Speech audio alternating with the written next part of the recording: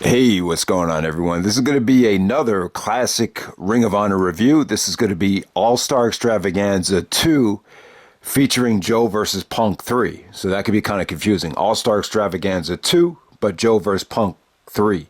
Yeah, I know. I've never gotten a chance to ever really talk about this show. And yeah, this is one of the most important Ring of Honor shows ever because it's the conclusion to the Joe vs. Punk trilogy. So we go all the way back to the Dark Ages here with this being in Elizabeth, New Jersey at the Rexplex. At the time, I would say this is probably the biggest venue Ring of Honor was running in at that time. Elizabeth, New Jersey is kind of on the outskirts of Newark, New Jersey, and a pretty big venue at the Rexplex. December 4th, 2004. This is a 2-disc set. And, at this time, it finally had some expectations. Ring of Honor was developing quite a buzz. Dave Meltzer actually awarded Joe versus Punk 2 in Chicago 5 stars. So they were kind of riding the momentum of that match. And I think everyone was pretty much expecting this to go to a 60-minute time limit draw. But I like the way it was booked. It was out of the box, like just when you're expecting something, they kind of give you the opposite. And you finally got the finish here. And I love it. I love the way this whole thing was booked with Punk not winning and Joe going over. And the guy that beats Joe is a guy you totally don't expect in Austin Aries at Final Battle 2004, which was beautifully set up on this show. And I love the fact that, yeah, you want Punk to be the champion, but let's kind of wait it out and we'll give it to Punk just as he's leaving. And then Punk turns heel and then you have the Summer of Punk. I just thought it was, it's out of the box, just booking. And I think that's part of what made Ring of Honor so great is they didn't do what was predictable. And, it all started pretty much on this show. So All-Star Extravaganza 2. It's a very long show, though. I wouldn't say it's a great show. The show is actually a lot longer than The Irishman, which a lot of people would say it was too long. It was too long. And so this show is very long as well. But part of the reason why the show is long is they spend a lot of time, re-showing matches and re-showing highlights from previous matches. But yeah, All-Star Extravaganza 2, a pretty stacked show. With this review right here, I'm just going to get right into Samoa Joe versus CM Punk. This match went about 40 minutes here. Joe goes over, I'm not going to say totally clean, but yeah, he goes over choking CM Punk out. So Punk actually does, he doesn't officially tap out, but he passes out to the Chiquita clutch here. Like I said, went about 40 minutes. It was a lot faster paced than the 60-minute matches here. Now, what I say about Joe versus Punk 3, a lot of people like this match the best. Joe versus Punk 2, that's kind of where it all started for a lot of fans because, it was 5 stars. Joe versus Punk 2, the title is very catchy.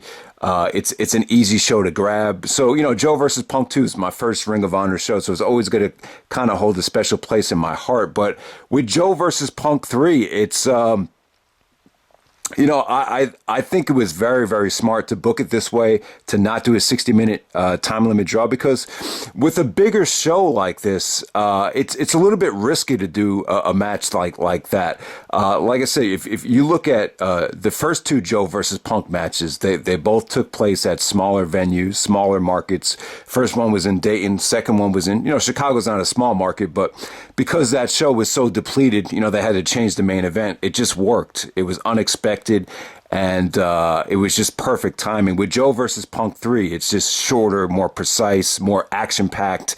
It's like, oh man, I didn't expect that. And you didn't expect a lot in this match. And it's kind of a shame that Joe lost the title around this time, because when you watch this back, you see Joe was really hitting his stride. He really got a lot better in terms of putting on longer matches, in terms of his speed, his agility, in terms of his moveset. I mean, Joe just did some amazing things here. He was just in his prime. He actually countered Punk was trying to do a power bomb off the top rope, and Joe countered that into a Hurricane Rana. Joe was just on top of his game, and maybe in retrospect, it's a shame that he lost it this quickly. Maybe you kind of ride the momentum of Joe versus Punk too, and have Joe keep the belt even longer. But yeah, with Austin Aries winning that final battle, that moment's never going to be duplicated, so I can't complain too much. But yeah, man, just with this match here, seeing Joe try the cheat, putting his foot up the ropes, seeing Joe wrestle that desperate, it kind of put Punk over to a degree, and the fans started turning on Joe. You have fans saying, fuck you, Joe, after, Joe tried the cheat. At the time, it was just so dishonorable for a champion in Ring of Honor to cheat like that, because the Code of Honor was still in effect. Ring of Honor had been built up as this prestigious company where cheating and acting like an asshole was just disallowed. So it really worked at that time. The crowd here, in Chicago, obviously Punk had a lot more fan support. Here is a little bit more split. Punk even talked about in his shooting interview with Colt Cabana how, the Jersey fans loved him, which is he was being sarcastic because, a lot of Jersey people are, kind of pricks. I'm from Jersey, so I could say that, a lot of them are very spoiled. A lot of them are very, bloodthirsty. So, Punk always said he had a tough time getting over in Chicago, in Jersey. So, the fans were definitely a little bit more split for this match. Match came off great. I got to say, man, it's incredible that the crowd was this hot for the match because they had sit through a long ass show. This is the exact opposite of Final Battle 2009, where you sat through such a grueling show, and you try to follow it up with Tyler Black and Austin Aries, and that match kind of flopped. That match should not have been booked a 60-minute draw. To try to book a 60-minute draw in a big market with a long show, extremely difficult to do. With Joe versus Punk 3.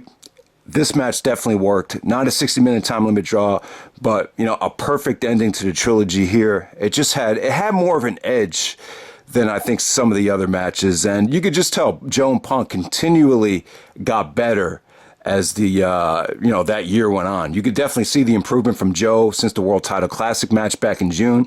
You could definitely tell Punk was improving match by match. And the interesting thing about Punk, when I look at Punk, and I was thinking about what Cena said about Punk. He said when he first saw Punk, he said, what's the big deal? What's really all the hype about this guy? But when I think about it, you really have to ingratiate yourself with Punk. I think you can't just pop in Joe versus Punk 2 and expect to be blown away by it. I think with Punk, you need to know his background. You got to hear his story, his promos, and eventually he'll just win you over time. And I was thinking about CM Punk. It kind of hit home. CM Punk is 41 years old, and Kobe just passed away last week at 41, and I was just kind of thinking, what kind of message does that send, and what type of I know CM Punk is not a huge basketball fan. He's a Chicago Blackhawks fan, Chicago Cubs fan, more of a baseball hockey guy, but it just kind of got me thinking, Punk at 41 still has a lot to give. Shawn Michaels said, before he came back, the Bible was telling him that, if you have a talent and you have a lot more to give, it's very important to use your talent. And, I think CM Punk should come back, man. I really think professional wrestling needs him. I think this is what he's meant to do. He has the it factor.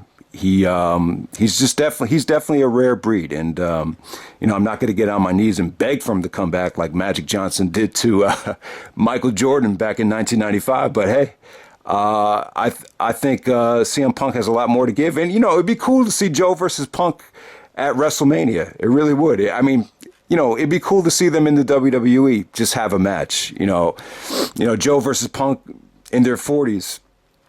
It's not going to be quite at the level as to where they were in their mid-20s, but, it definitely, I think CM Punk has a lot more to give, and in some ways I think he'll even be better, now that he's had that break. But, let me just touch on just some of the highlights from the undercard here. This is a very long show. This would have been boring as hell to do a match-by-match review because there's just so much on this show. But Jay Lethal, I got to talk about Jay Lethal. This was just hilarious here. He took on Prince. He was feuding with the Embassy and Prince Nana at the time. Prince Nana had a weapon of mass destruction, and he talked about how he had to raise taxes in Ghana, West Africa to pay for the weapon of mass destruction to combat Jay Lethal. And because Lethal won this match, he said, screw it, I'm going to raise taxes even more now. So that was kind of funny. What else was on this show? Austin Aries versus Low-Ki. Very important match. A very disappointing match. Went to a 20-minute time limit draw. And, it was pretty good. It wasn't bad. It just not. I just don't think the matchup reached its potential. This is actually a #1 contenders match for Final Battle, and Low-Ki, Austin Aries even said that Low-Ki screwed himself here. ROH management came out and said that if the fans want 5 more minutes, then we'll give you 5 more minutes. And then Low-Ki got on the mic and said, "Is this what Ring of Honor's come to? We let the fans decide what kind of match we wrestle?" And he said, "Well, guess what? Screw you." So Low-Ki walks out of the match, and we have a no finish here, which is a shame. I thought Aries and Low-Ki could have had, they wrestled 20 minutes pretty hard. CM Punk and Gabe Sapolsky took shots at Low-Ki about how he was asshole, very difficult to work with, egotist, all that stuff. So once again, this is further proof that, Low-Ki had definitely changed since his ROH run in 2002. But so this is how Austin Aries gets the title shot at Final Battle, because Low-Ki didn't choose to wrestle the extra 5 more minutes. Eventually, they decided Austin Aries gets the title shot. Also, you had John Walters versus Jimmy Rave in the ROH Pure title match. This was hilarious here, because this is the first time Jimmy Rave hit the gonorrhea on John Walters, and Gabe actually said on commentary, "Gonorrhea," and then Punk is like, "I can't believe you just said that." And then Gabe is like, "Well, that's what he calls it." So that was pretty funny. But very crisp action here. Underrated stuff. You got to see Jimmy really show what he can do as a wrestler here. At the time, I don't think he was very comfortable. So Prince Nana started putting all his attention to Jimmy Rave, even though there was other people in the embassy, like the Outcast Killers. They were just kind of guys that did got the bags and did the coffee for Prince Nana and Jimmy Rave. So yeah, they were slowly building Rave up to get him ready for CM Punk. And, John Walters in the personality department, never really got over. But Walters and Rave, really, really underrated pure title match there, featuring Walters winning by countout. But yeah, really, really good stuff there. What else is on the show? All right, I want to talk about the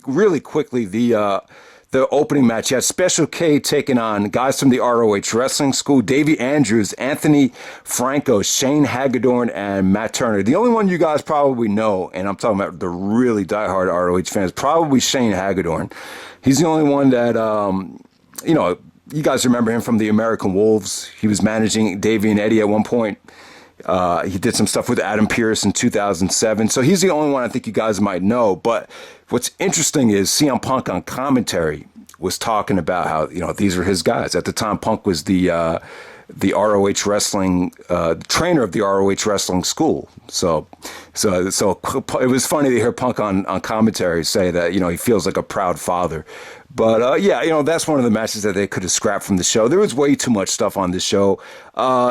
Ricky Reyes and Rocky Romero of the Pitbulls tag team champions taking on Nigel, McGuinness, and Chad Collyer. Kind of a mixed bag here.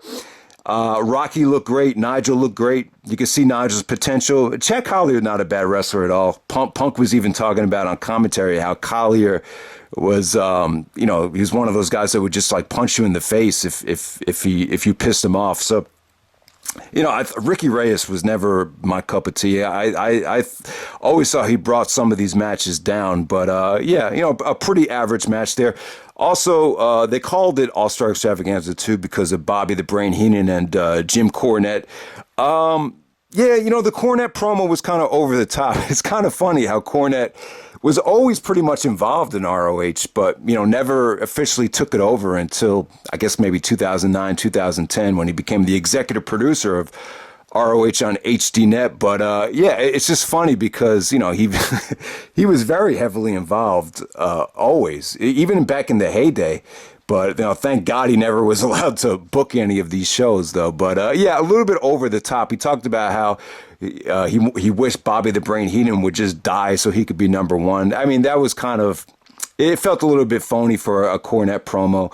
But, it was cool. They both represented their own teams. Colt Cabana and Jimmy Jacobs aligned with Bobby Heenan, and then Jack Evans and Roderick Strong aligned with Jim Cornette. Cabana was great in that match. Cabana was funny as hell. And, you know, there's a lot of similarities between Colt Cabana and Adam Sandler. If I could pick like one guy that probably inspired Colt Cabana more than anyone, I would say it's Adam Sandler. But yeah, just a lot of funny things that Colt did out there with Jack Evans.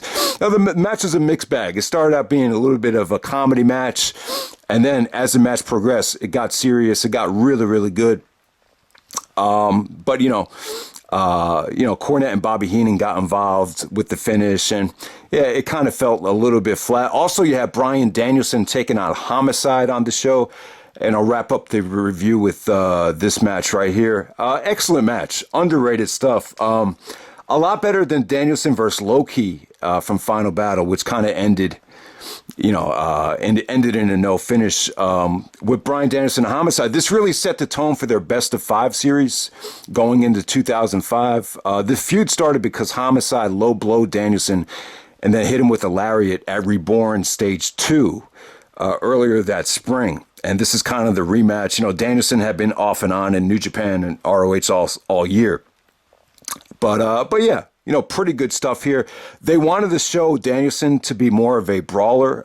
Gabe on commentary said that, you know, a lot of people thought Chris Benoit couldn't be a good brawler, but, you know, when he had that feud with Kevin Sullivan, he proved everybody wrong. And I think they wanted to do the same thing with Danielson. Danielson just attacked Homicide with a lot of vicious uppercuts, and, you know, he really took it to him, you know, kind of going away from the scientific style here, but, you know, still really good stuff here. I think Danielson won with a moderated, but a variation of a backslide.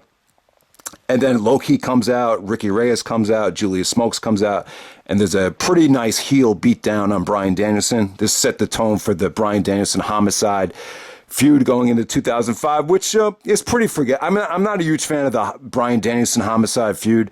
You know, I just never really cared for it. I thought Danielson and Homicide had better matches when it wasn't a bloodthirsty, you know, street fight type of feud. You know, their Final Battle 2006 match was better than I think anything they've ever done. But, you know, they had a best of 5 series. It wasn't terrible, but it's not like my favorite era of Bryan Danielson matches. But, you know, there's really nothing else that's great on this show. There's some pretty good things, but you remember the show for Joe versus Punk 3. I know a lot of you guys think it's the best Joe versus Punk match of the trilogy, and here it is, All-Star Extravaganza 2. Awesome, awesome stuff. I still give it 5 stars. I think this is, you know, definitely one of the better, the top 10 matches in ROH history. I still think it definitely holds up. So where would I rank the Joe versus Punk trilogy? Well, Joe versus Punk 2, always going to hold a special place in my heart. For 60 minutes, I thought that pace was tremendous. So I still go Joe versus Punk 2, Joe versus Punk 3, and then World Title Classic. It was definitely the slowest of the matches, and you could definitely see Joe and Punk have improved since the World Title Classic match. So I'll put World Title Classic Joe versus Punk 1 at number 3. So that's how I would rank the Joe versus Punk trilogy. And I'm out. The next video I'll be doing for the ROH Classics will be the 6th anniversary show in a couple weeks. So there you go. All right.